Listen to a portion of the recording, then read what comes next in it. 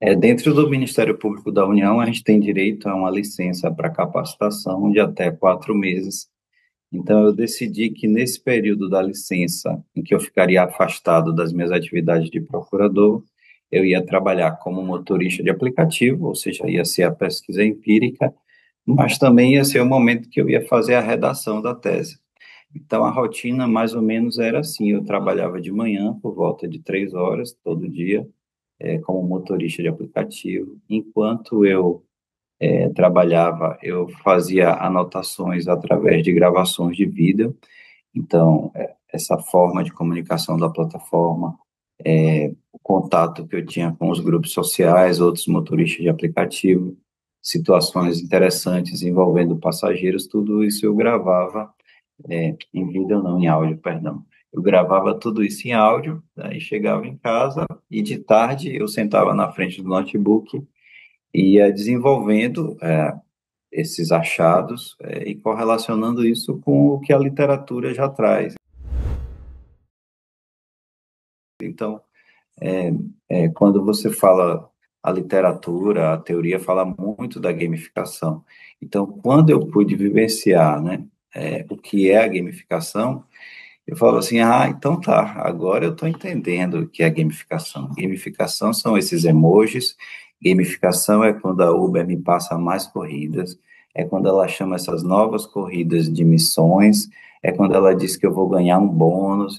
Eu acho que a gamificação ela está mais diretamente relacionada a você confundir a cabeça dos motoristas de aplicativo, no sentido de fazerem eles pensarem que aquilo ali não é trabalho, que eles não estão se dedicando, com seus corpos a rodar automóveis. É uma forma de você suavizar o sacrifício que o motorista de aplicativo sofre diariamente para realizar esse tipo de atividade. Então, é uma forma de você extrair o máximo de trabalho desses motoristas, porque isso aí eu pude realmente sentir de maneira muito aguda. Depois de algumas horas de trabalho, o seu corpo, mas principalmente a sua mente, fica muito cansada, fica muito exausta. Então, eu diria que se as plataformas digitais não fizessem uso da gamificação, esse trabalho dificilmente contaria com muitas horas, né? A partir de umas 7, 8 horas, além de ser sacrificante, ele ia ficando muito chato, muito tedioso, e isso faria com que esses trabalhadores despertassem para perceber como isso é ruim, como esse trabalho é ruim, como esse trabalho é pouco gratificante, como esse trabalho tem pouco reconhecimento social. Então, a plataforma faz isso para suavizar, para estimular você a permanecer online e vai oferecer algumas recompensas financeiras, que eu vou chamar de migalhas, porque são valores muito baixos, no sentido de permanecer, de o trabalhador permanecer incentivado, né? Então ele pensa assim, não, mas se eu completar essa missão eu ganho R$ 20. Então esses R$ 20 vai fazer com que ele fique mais 1 a 2 horas online. No caso específico da pejotização, apesar de eu não lidar diretamente com isso na tese, o que eu pude perceber após a experiência é que pejotização, e assim, você vai ter alguns motoristas de aplicativo que abriram MEI, né? Ou seja, eles têm um CNPJ para trabalhar. Eles não estão sendo contratados pelas plataformas digitais como PJ, mas eles abriram MEI para fazer o recolhimento das contribuições previdenciárias, porque uma parte desse motorista de aplicativo tem preocupação em receber alguma aposentadoria no futuro. Mas o que eu pude perceber é que esses três fenômenos aí estão diretamente relacionados a essa precarização do trabalho. Precarização no sentido de insegurança financeira, insegurança da manutenção das condições de trabalho, insegurança no sentido do recebimento de benefícios previdenciários. Então, nesse sentido, a pesquisa somente reforçou em mim como essa precarização vai estar presente na pejotização, na uberização, na terceirização. E assim, tem sido um fenômeno que só cresce, né? Então, aí ele começa a entrar num ciclo de trabalhar a maior quantidade de horas possível, né? Dormindo muito pouco, e aceitando todo e qualquer tipo de corrida. Porque, veja, o carro pode ser enxergado, às vezes, como um cartão de crédito. Você faz a corrida, por pior que ela seja, você aceita ela e você vai acumulando um volume grande de dinheiro. A conta vai chegar. Você vai pagar o combustível, depois que essas corridas forem realizadas, o seu carro vai ficar bem deteriorado, depreciado, vai precisar fazer manutenção.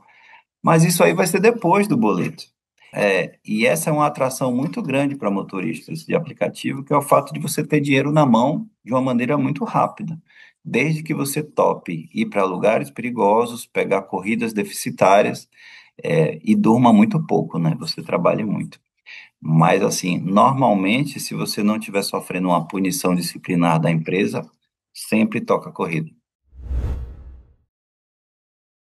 Eu acho, assim, que a legislação nova, ela pode vir, desde que seja para reforçar o que já existe ou para adaptar ao caso concreto, né? Então, o que é interessante nessa atividade de motorista de aplicativo? É o fato de você ter a possibilidade de interromper a jornada de trabalho a qualquer momento. Então, quando você conversa com um motorista que ele diz assim, eu faço o meu horário, provavelmente ele trabalha 10, 12 horas por dia. Mas a possibilidade de você interromper a jornada para levar um filho na escola, levar uma esposa na clínica, é algo que é muito bom, é muito vantajoso e que o CLT não tem essa possibilidade, né? Então, as hipóteses de interrupção, de você poder sair do serviço, são muito limitadas. E a possibilidade também de você, no dia que você não quiser trabalhar, você não trabalhar, também é interessante, mas vai estar diretamente relacionada ao salário por peça ou salário por produtividade, que é uma modalidade muito antiga de remuneração, desde a indústria têxtil, né? Então, eu acho que uma nova legislação poderia deixar isso bem claro. Mas, assim, a minha tese e a tese do Ministério Público do Trabalho é que, sim, a CLT hoje em dia ela já dá conta disso, no sentido de garantir direitos trabalhistas. Então, se ficar bem claro lá, olha, o salário dos motoristas de aplicativo é um salário por peça, o trabalho intermitente já permite a recusa de alguns dias de trabalho, isso aí poderia ser, reforçado através de uma legislação. Mas a nossa própria Constituição já prevê quais são os direitos trabalhistas básicos. O pacote que a CLT oferece já é um bom pacote. Agora, a situação hoje em dia dos motoristas de aplicativo e entregadores é tão ruim, que qualquer iniciativa que seja apresentada que garanta um pouco de direitos trabalhistas já vai ser recebido com muita alegria. Eu fiz 10 entrevistas, que são as chamadas entrevistas semi-estruturadas, quando você segue previamente um roteiro, mas você deixa o entrevistado falar mais, caso ele queira, né? Então, não é um checklist, mas também não é uma entrevista totalmente aberta. E eu fazia essas entrevistas como passageiro, eu sentava no banco de trás e ia entrevistando. E é importante falar que eu sentava no banco de trás, porque não é como essa entrevista nossa aqui, né? Então, eu não podia ver as reações faciais dos motoristas. E aí eu me apresentava como pesquisador e tal, e no meio da entrevista eu ia dizendo que eu também era motorista de aplicativo.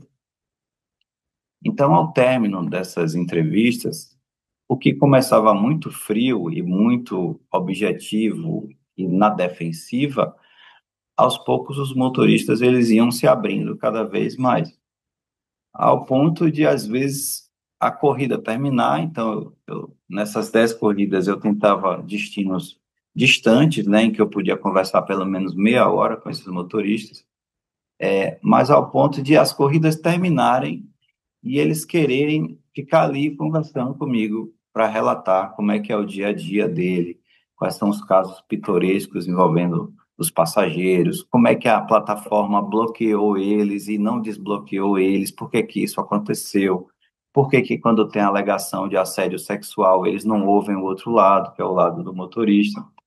Então, os trabalhadores hoje em dia, eles têm perfeita consciência de que as condições de trabalho pioram ano a ano. Mas a outra coisa que eu acho que é ainda mais importante é o fato de que essa narrativa de que eles são empresários, empreendedores é única e acontece há 10 anos exclusivamente por parte das plataformas digitais. Então, o Estado, o governo ainda não conseguiu chegar para sentar e dizer, olha, a lei é assim, os trabalhadores são desse jeito. Então, você tem uma ideologia que foi fomentada exclusivamente pelas plataformas digitais, que são quem mais se beneficiam com as baixas taxas de judicialização encontrada pelos motoristas de aplicativo. Então, alguém que já se enxerga como empresário, que se enxerga como um gestor, alguém que está sofrendo uma propaganda massiva das plataformas digitais há 10 anos, e alguém, e aí eu também passei por isso, que vai assinar lá, Ana, um termo de uso, e nesse termo de uso está dito que você não possui nenhum tipo de relação de emprego, de nenhum tipo de relação jurídica subordinada com as plataformas digitais. Então, você esperar que esse acontecimento, que essa reflexão surja automaticamente por parte dos motoristas é exigir demais. Para mim, enquanto pesquisador, para mim, enquanto membro do Ministério Público, é muito importante que a posição que venha a prevalecer no Supremo Tribunal Federal venha a reconhecer direitos trabalhistas que estão previstos na nossa Constituição. Nenhum órgão, nenhuma ciência é contrária ao progresso, mas a gente precisa olhar um pouco para trás, para a nossa história, e para perceber que a legislação, a Constituição, ela precisa ser aplicada para as pessoas, independentemente do tipo de trabalho que elas efetuam, ainda mais considerando que esses trabalhadores, né, chamados de empreendedores, eles não detêm capital, eles não têm um conjunto de pessoas para administrar, eles só têm realmente a força de trabalho individual deles para oferecer. Então, a gente tem bastante expectativa, uma expectativa positiva de que o Supremo Tribunal Federal, ao julgar os casos de pejotização, possa decidir de uma forma que seja favorável ao aumento da dignidade desses trabalhadores plataformizados.